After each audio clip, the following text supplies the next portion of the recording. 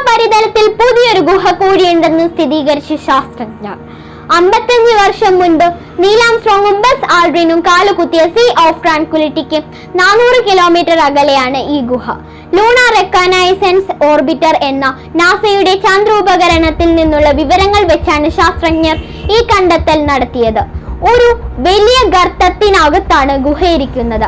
45 metre വീതിയും 80 metre വരെ നീളവും ഉണ്ടെന്നാണ് അനുമാനം. ഇത്തരത്തിൽ കൂടുതൽ ഗുഹകൾ ഈ പ്രദേശത്ത് ഉണ്ടാകുമെന്ന് ഗവേഷകർ പറയുന്നു. ഭാവിയിൽ ബഹിരാകാശ സഞ്ചാരികൾക്ക് സുരക്ഷിത താവളമാകാൻ ഇത്തരം ഗുഹകൾക്ക് കഴിയുമെന്ന് കരുതുന്നു. സൂര്യപ്രകാശമേൽക്കുമ്പോൾ കഠിനമായ ചൂടും സൂര്യൻ അസ്തമിച്ചാൽ കഠിനമായ തണുപ്പുമാണ് ചന്ദ്രനിലെ സ്ഥിതി. ഗുഹകൾ ഈ രണ്ട് സാഹചര്യങ്ങളിലും സുരക്ഷിത താവളങ്ങളാണ്. അഗ്നിപർവ്വത വിസ്ഫോടനങ്ങളാകാം ഗുഹകൾ ഉണ്ടാക്കിയതെന്നാണ് അനുമാനം.